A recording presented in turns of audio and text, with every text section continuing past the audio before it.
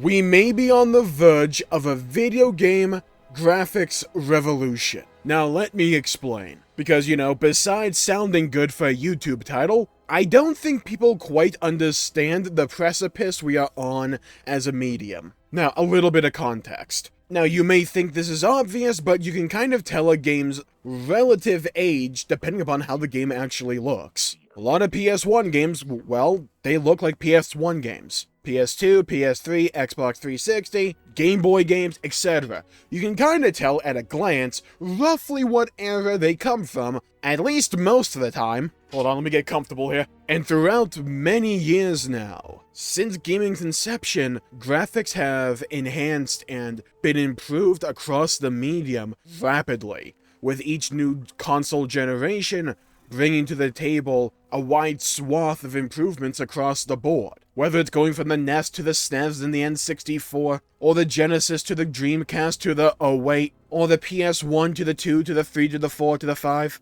each generation has marked a significant improvement in overall performance and visuals for a game. And if performance lacked, normally scale increased. And games have gotten so beautiful and stunning to look at nowadays where we wonder, how much is there to really improve on? When you really think about it, do you need 8K? When you really think about it, what can 8K give you that 4K isn't really going to give you? When most people don't even have access to 4K right now, especially when it comes to gaming. The fact of the matter is, the higher you go in terms of fidelity or FPS, the more diminishing returns you get on that investment. So it seems as if we are approaching a limit when it comes to video game graphics, but Jmulls, you may be wondering, was the title just clickbait? What kind of video game graphics revolution are you talking about? Well, I was scrolling across YouTube wondering what to watch when an Asmongold reaction to an Unreal Sensei video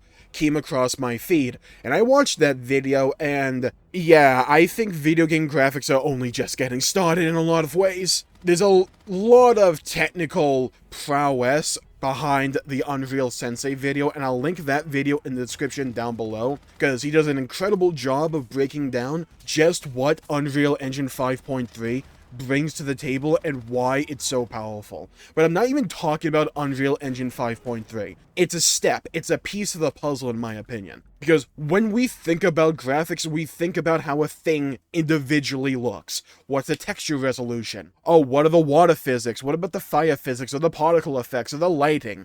Or any one of those aspects. And we can look at a scene and say, you know what, that is very pretty. And as much as we want to say or exclaim to the masses to prove our gaming superiority, graphics matter at the end of the day, art style matters, and they work off of each other. Personally, I'm not that big on pixelated art styles. It's just not for me.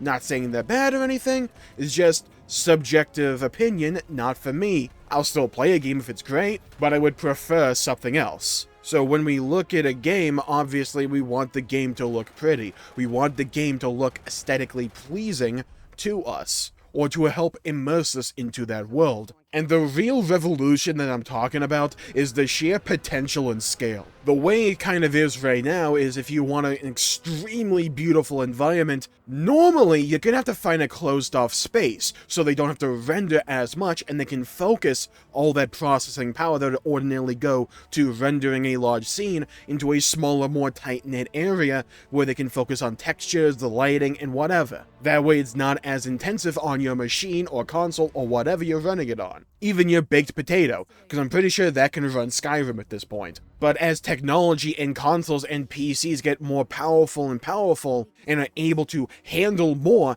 and as the tech on the back end for these game engines becomes more advanced and more breakthroughs come into the picture, like this Unreal Engine 5.3 update, again, watch that video in the description. The stuff in there is mind-blowing about the whole level of detail stuff. The bigger and bigger of a location, you can have that same level of detail that used to have to be warded off to a smaller location can now be expanded upon. And we're starting to see a rise, a little bit, but a rise nonetheless, in these grand space opera adventures, where it's not just a matter of load into a planet, I will not make a starfield joke, I will not make a starfield joke, I will not make a starfield joke. but you can fly to the planet. You can break that planet's atmosphere and then land on it, and using a few clever end tricks of the trade, you can load in an entire world for the player to explore. No Man's Sky does this nowadays. Yeah, that game actually got kinda good now. Its launch was garbage, but they improved upon the game and added so much to it. Like, these style of games wouldn't work or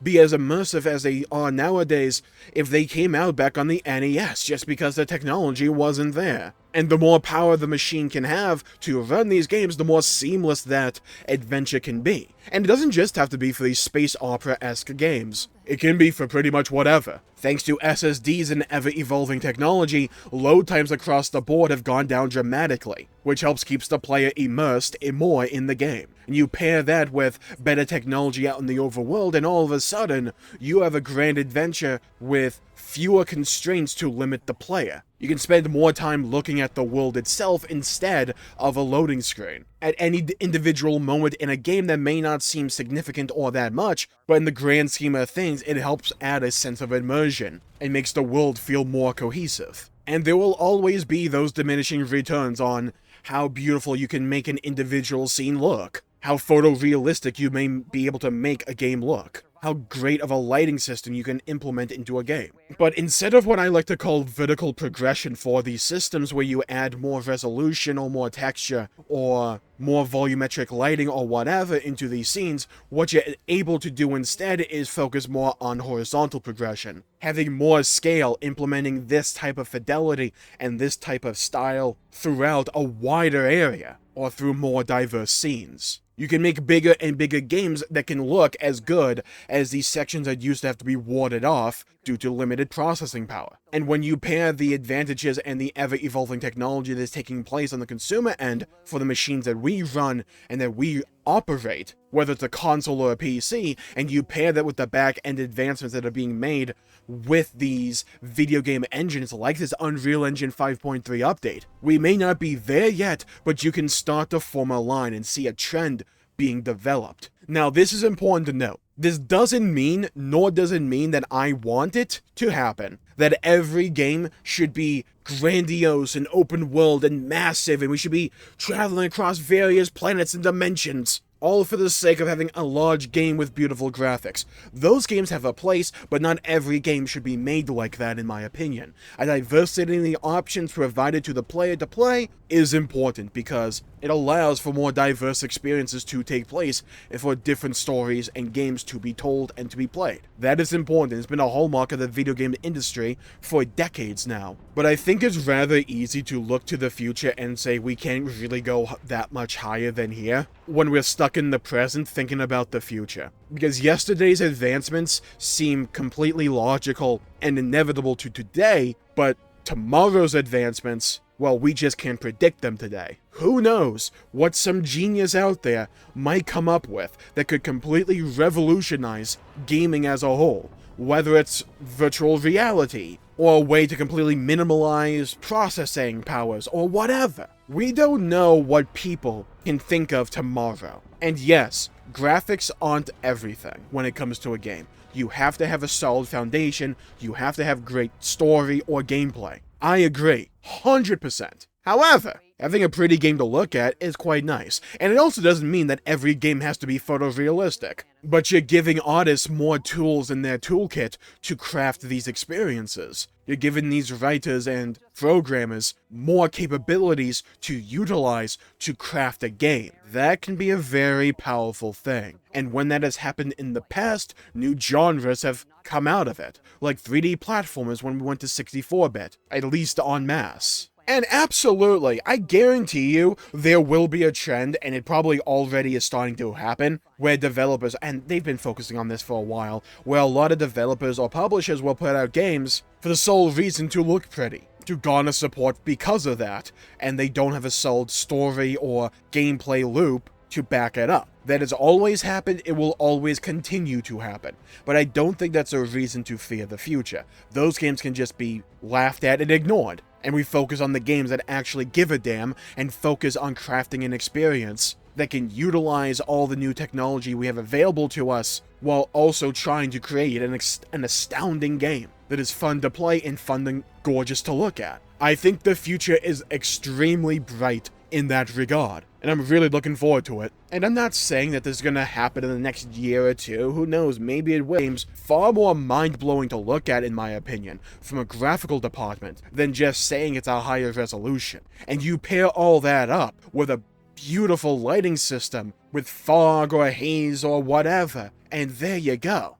This doesn't have to translate to all games being photorealistic. What it can give you, though, is giving artists more tools in their toolkit, more types of paintbrushes and canvases to work with. And that, to me, is the truly exciting thing about all this. And that, to me, is where all the future impressive moments when it comes to video game graphics will be held, or will be held in. And that is where I think the revolution will happen for video game graphics, where we don't have to focus on, hey, we were able to go from 1080p to 1440p, yay! Like, yes, that is important, but I don't really care about going from 4K to 8K. I gotta be honest with you. I'd rather more FPS and having more power to render more things if the game calls for it, without it getting choppy or completely stuttery or laggy. Graphics don't just translate to resolution or texture quality, in my opinion, but how the game looks overall, the amount of detail you can insert into any given scene, how immersive and fitting any individual element is to the greater world as a whole. That's the important stuff, because it also enables developers to have more creative freedom when it comes to